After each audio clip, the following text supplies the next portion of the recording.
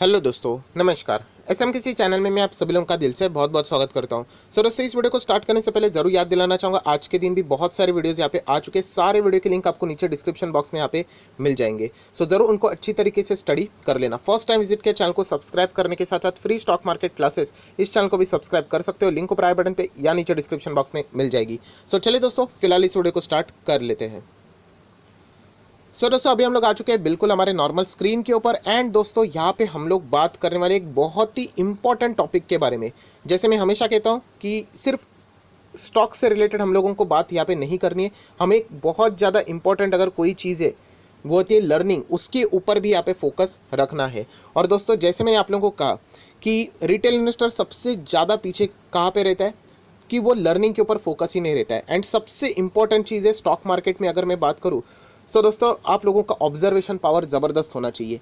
आप लोगों की थिंकिंग ज़बरदस्त होनी चाहिए। आपके खुद के डिसीजंस ज़बरदस्त होने चाहिए। एंड खुद के डिसीजंस लेने के लिए ऑब्वियसली आप लोगों को विचार करना पड़ेगा कि यहाँ पे कौन सा स्टॉक अच्छा है, कौन सा बिजनेस अच्छा है। यहाँ पे आज 21 चल रहा है, आगे फ्यूचर में 2025 तक कौन सा बिजनेस अच्छा कर सकता है। अभी कोविड का इम्पैक्ट है, वो कम इम्पैक्ट थोड़ा कम हो रहा है, तो कौन से बिजनेस बूस्ट हो सकते हैं। ऐसी बहुत सारी थिंकिंग आप लोगों को करनी यहाँ पे पड़ती है।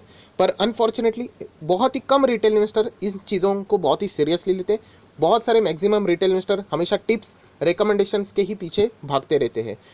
अगेन कहना चाहूँगा दोस्तों, इस वीडियो में यहाँ पे हम लोग तीन दिग्गज यहाँ पे हम लोग को देखने को मिल रहे हैं। तीन दिग्गज कौन से, जो कि आप लोगों ने स्क्रीन के ऊपर भी देख लिया होगा। फर्स्ट, राकेश झुनझुनवाला, आप सभी लोगों को यहाँ पे पता है। सेकंड, अगर हम लोग यहाँ पे बात करें, आईटीसी।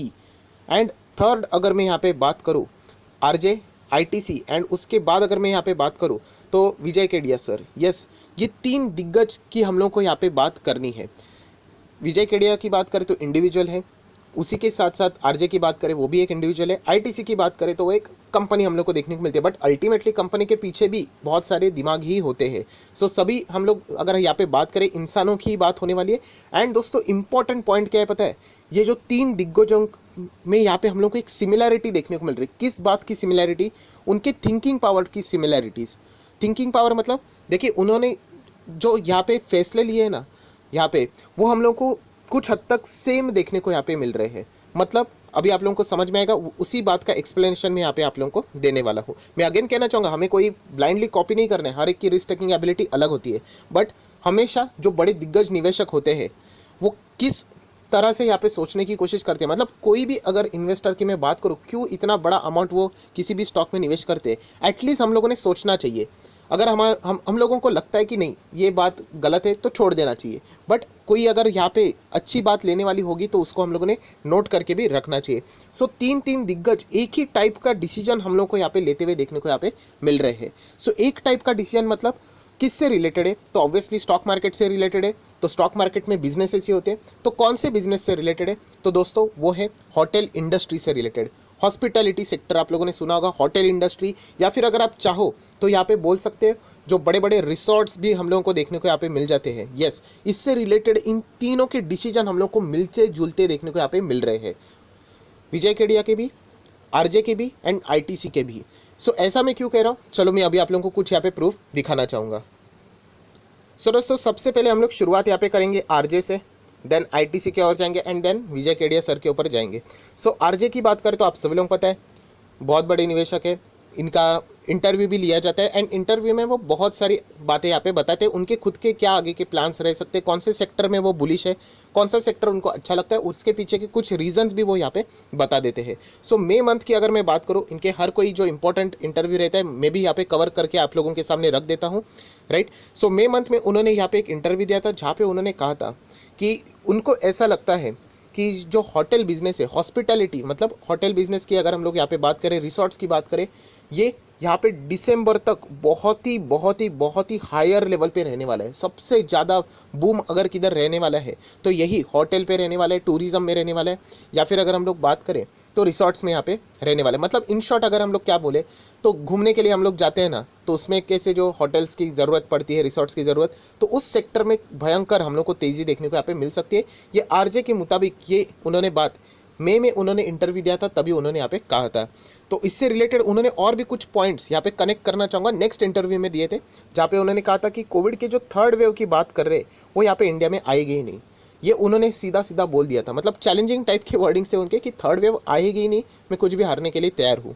अभी आएगी नहीं मतलब इसका अर्थ क्या है कि वेव तो आ जाएगी बट लॉकडाउन जैसी सिचुएशन नहीं होगी कि सब कुछ बंद किया जाए, जैसे हम लोगों ने फर्स्ट लॉकडाउन में देखा और फर्स्ट वेव में लॉकडाउन हम लोगों ने देखा, सेकेंड वेव में तो आप लोगों ने देखा होगा ऑक्सीजन का रिक्वायरमेंट कितनी हालत ख़राब थी। सो वैसी सिचुएशन थर्ड वेव में देखने को नहीं मिलेगी, ये भी उन्होंने यहाँ पे बताया था। वैक्सीनेशन भी बहुत ज़्यादा बढ़ रहा है एंड इसके चलते सब कुछ नॉर्मल ही देखने को मिल जाएगा।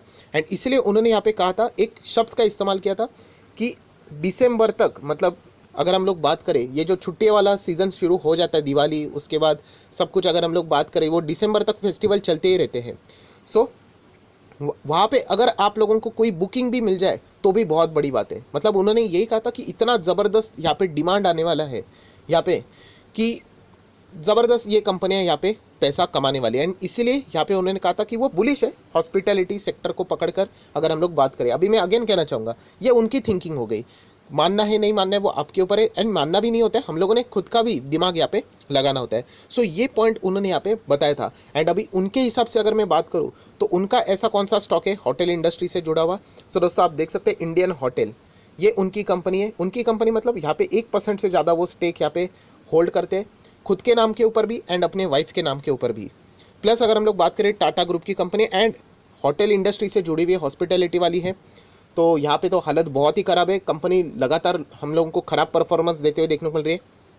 अगर आप लोग एक साल का भी परफॉर्मेंस देखोगे तो 52% चलो ठीक है, बट 5 साल का परफॉर्मेंस ये देखिए, जहाँ से ये कोविड के चलते गिरा था अभी तक हम लोग को रिकवरी प्रॉपरली होते हुए देखने को नहीं मिला। ठीक ठाक ही हो चुका है बट बाजार यहाँ पे चल रहा है एंड ये यहाँ पे एंड रीज़न तो बहुत ही ईजी है, आप सभी लोगों को पता है। मैक्सिमम चार्ट पैटर्न अगर आप लोग देखते हो तो येस कंपनी ऊपर तो है पर इसमें अप्स एंड डाउन्स बहुत ज़्यादा है। सो आरजे ने इस कंपनी के ऊपर दाव लगाए, जो कि अगर मैं एक बात करूँ एक मिड कैप क्वालिटी की कंपनी है, लगभग 16 से 17 हज़ार करोड़ का इसका मार्केट कैप है। सो उनके मुताबिक कि हॉस्पिटैलिटी मतलब होटल इंडस्ट्री में बहुत ही ज़बरदस्त बूम आ सकता है। जैसे मैंने अभी आप लोगों को एक्सप्लेन किया, वो इंटरव्यू भी आप लोगों को चाहो तो प्लेलिस्ट में आप लोगों को मिल जाएगा, आप लोग वहाँ पे उसको स्टडी कर सकते हो। अभी आरजे की अगर मैं बात करूँ तो आप लोग यहाँ पे देख सकते हो झुनझुनवाला राकेश की अगर मैं यहाँ पे बात करूँ, ये शेयर होल्डिंग पैटर्न है 1.05 स्टेक किसके पास है, आरजे के पास है। उसी के साथ साथ अगर हम लोग यहाँ पे बात करें रेखा झुनझुनवाला, आप लोग देख सकते हो पिछले 3 क्वार्टर में यहाँ पे उन्होंने शुरुआत किया, उसके पहले उनका स्टेक यहाँ पे नहीं था। यहाँ पे आप देख सकते हो उन्होंने और स्टेक यहाँ पे बढ़ा दिया है। मतलब ओवरऑल अगर हम लोग यहाँ पे बात करें आरजे के पास यहाँ पे मतलब 2 वे से उन्होंने इस कंपनी को यहाँ पे होल्ड किया है। मैं आप लोगों को दिखाना चाहूँगा, ये देखिए यहाँ पे भी आप लोग देख सकते हैं टोटली कितने शेयर्स हैं उनके पास, 1,25,10,000, 1,25,00,000, 1% से वो ज़्यादा यहाँ पे होल्ड करते हैं अपने नाम के ऊपर भी एंड अपने वाइफ के नाम के ऊपर भी। मतलब लगभग 2.5 करोड़ शेयर्स आरजे ने यहाँ पे इंडियन होटल के खरीद कर रखे हुए हैं। सो उनके स्टडीज़ के हिसाब से उन्हें ऐसा लगता है कि यहाँ पे तेज़ी आ सकती है। नंबर 1 चीज़, अभी थोड़ा सा फास्ट जाएंगे, आईटीसी के बारे में बात करेंगे। जैसे मैंने आप लोगों को कहा कि इन तीनों की थिंकिंग सिमिलैरिटीज़ हम लोगों को वैसे जाते हुए देखने को मिल रही है। सो आईटीसी क्या है, एक बहुत बड़ा कॉन्ग्लोमेरेट है, सिगारेट में है, एफएमसीजी में है, इन्फोटेक में भी है, बहुत सारे जगह में आप लोगों को मिल जाएगा, paper board and all that. Then उसी के साथ साथ होटल सेक्टर में भी है, जो कि डीलिस्ट करने की बात कर रहे हैं, अभी नहीं आगे करेंगे करके बोला है। सो आईटीसी की अगर मैं बात करूँ तो आप लोग देख सकते हैं इसमें भी मैंने इस न्यूज़ को कवर किया था और 13 जून को ये चीज़ मैंने यहाँ पे कवर की थी कि आईटीसी यहाँ पे लगभग हम लोग कह सकते हैं बहुत ही बड़ा, मतलब 45,000 करोड़ का इतना बड़ा हम लोग को यहाँ पे कंट्रीब्यूशन देखने को मिलता है। उन्होंने यहाँ पे उनका जो वेलकम होटल ब्रांड है उसमें से 25 होटल उन्होंने और यहाँ पे ऐड कर दिए। तो आप सभी लोगों को बताना चाहूँगा, ये 25 होटल्स मतलब कोई छोटे मोटे नहीं, इनके होटल्स 5 स्टार 7 स्टार के बराबर होते हैं, मतलब बहुत ही 5 स्टार तो रहती ही है। सो 25 होटल उन्होंने और ऐड किए हैं। क्यों ऐड किए, तो ऑब्वियसली मुझे भी ऐसा लगता है कि उन्होंने इसी चीज़ के लिए ऐड किए होंगे कि शायद से ये भी एक्सपेक्ट कर रहे हैं कि यहाँ पे दिसंबर तक ज़बरदस्त यहाँ पे डिमांड यहाँ पे आ सकती है। इनके होटल्स की अगर हम लोग बात करें, टूरिज़्म बढ़ सकता है, रिसोर्ट्स यहाँ पे फुल हो सकते हैं एंड इसीलिए आईटीसी ने भी यहाँ पे 25 होटल्स बढ़ाते हुए देखने को मिल रहा है। एंड मैं अगेन कहना चाहूँगा इससे रिलेटेड भी अलग से वीडियो मैंने बनाया था, जो कि जून मंथ में यहाँ पे मैंने बनाया था। सो दोस्तों ये चीज़ देखने के बाद ऐसा लगता है कि आरजे जैसा सोच रहे थे वैसे ही क्या होटल इंडस्ट्री से ही जुड़ा हुआ एक बहुत बड़ी दिग्गज कंपनी आईटीसी, क्या उनकी भी थिंकिंग हम लोग को सेम मैच होते हुए देखने को मिल रही है। चलो ये तो हो गई 2 बातें। अभी हम लोग आ जाते तीसरे पर्सन के ऊपर। अभी विजय केडिया सर, आप सभी लोगों को पता है बहुत ही बड़े दिग्गज इन्वेस्टर है, आप सब लोग बताएं इनके जो इन्वेस्टमेंट स्ट्रैटेजीज रहते हैं वो बहुत ही ज़्यादा रिस्की स्टॉक्स में रहते हैं। सो विजय केडिया सर की भी अगर मैं बात करूँ दोस्तों तो यहाँ पे आप लोग देख सकते हो इसी क्वार्टर में, यस, यहाँ पे इसके पहले उनके पास कोई भी यहाँ पे होटल सेक्टर या फिर रेस्टोरेंट से जुड़ा हुआ कोई भी यहाँ पे स्टॉक नहीं था। तो आप देख सकते हैं विजय केडिया 1% से ज़्यादा का स्टेक उन्होंने खरीदा है। मैं आप लोगों को दिखाना चाहूँगा, ये देखिए जून क्वार्टर, इसके पहले कोई भी क्वार्टर में उनके पास यहाँ पे ये वाला स्टॉक था ही नहीं। अभी उन्होंने यहाँ पे 1% से ज़्यादा यहाँ पे स्टेक खरीदे हैं। कौन सा स्टॉक है जिससे रिलेटेड मैंने हाल ही में वीडियो बनाया था, Mahindra holidays and resort India limited. So 310 रुपये वाला स्टॉक है। मैक्सिमम चार्ट पैटर्न की अगर मैं बात करूँ तो आप ये भी स्टॉक देख सकते हो।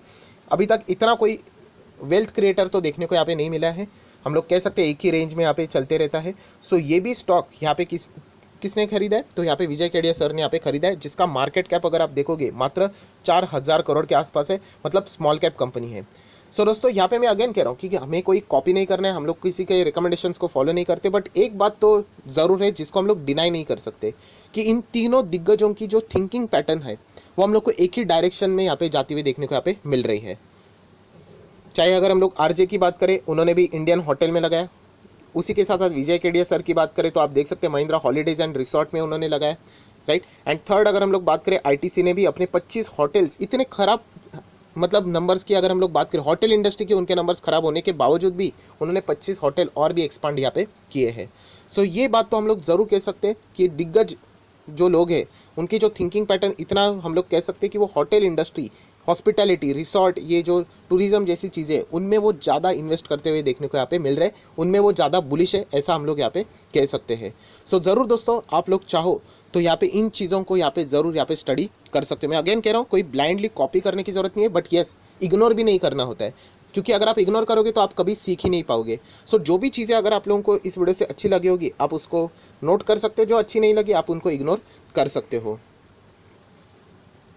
पर दोस्तों इतनी बात पक्की है कि तीन दिग्गज एक ही टाइप की थिंकिंग लेकर यहाँ पे निवेश कर रहे हैं, जो कि देखना बहुत ही ज़्यादा इंटरेस्टिंग रहेगा आने वाले समय में कि ये स्टॉक्स किस तरीके से परफॉर्मेंस यहाँ पे देते हैं। सो आशा करता हूँ दोस्तों आप लोगों को ये वीडियो से भी कुछ सीखने को यहाँ पे मिला होगा, तो ज़रूर इन वीडियो को लाइक एंड शेयर कर देना। So that's it, thank you very much दोस्तों, we will be meeting our next video, तब तक के लिए बाय बाय।